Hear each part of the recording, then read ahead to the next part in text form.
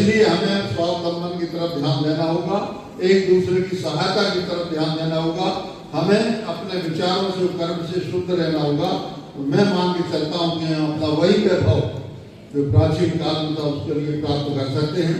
अन्यथा देश की परिस्थितियां दिन दूनी रात चौड़ी विचित्र प्रकार की हो रही हैं और इनमें मैं जहां तक देख रहा हूं तमाम प्रकार के संगठन जितने भी लोग हैं उनके लिए एक ही लक्ष्य, एक ही टारगेट है कि ब्राह्मण के लिए मारो, ब्राह्मण के लिए नीचे करो, ब्राह्मण के लिए दान कर दो, इसके लिए इससे बदला ले लो, किसी भी प्रकार से लो, शासकीय किसी भी तरीके से।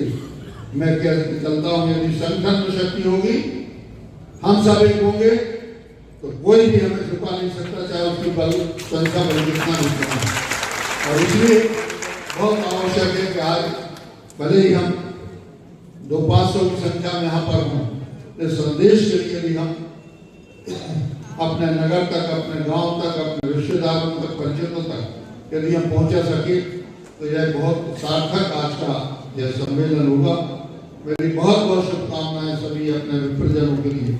बहुत चिंतित रहता हूँ, रात में कभी कभी नींद नहीं आती, जिस प्रकार के फैसले हो रहे, जिस प्रकार के निर्णय हो रहे, वो तो थोड़ा बहुत अदालत और सहायता जो कुछ भी है की, लेकिन जिस प्रकार के फैसले तो मेरी रूह कांप जाती कि होने वाला क्या है। अब बचा क्या है, हम ये क्या एक पैसे के बराबर बचे हैं, तो क्या हमारे लिए मार दिया जाएगा? क्या भाई हम ही खटक रहे हैं सबकी नजरों में?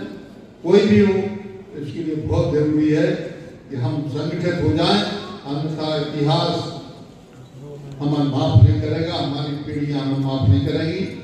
यही हमारे पुराने लोग जो थे, कभी हाई कोर्ट सुप्रीम कोर्ट के सारे जज हमारे होते थे, सेक्रेटरी हमारे होते थे, आधे राज्यों के चीफ मिनिस्टर हमारे होते थे, गवर्नर हमारे होते थे, केंद्रीय सरकार में आधी कैबिनेट हमारी होती थी। लेकिन आज की तारीख में अनेक लोग बचे, चाहे राज्य में हो चाहे केंद्र में, कहीं।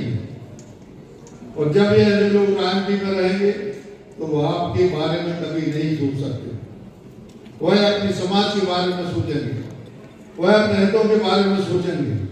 हमारे हित के बारे में सोचने वाले भी कुछ लोग वहां पहुंचे। इसीलिए संगठन, चाहे वो किसी पार्टी से हो चाहे कुछ भी हो, लेकिन हमें संगठन यदि हमने मजबूत कर लिया तो पार्टियां हमारे सामने नतमस्तक होंगी, अन्यथा हमें उनके सामने नतमस्तक होना होगा। ऐसी स्थिति कतई नहीं आए, यही संदेश देने के लिए मैं आज बच्चों के लिए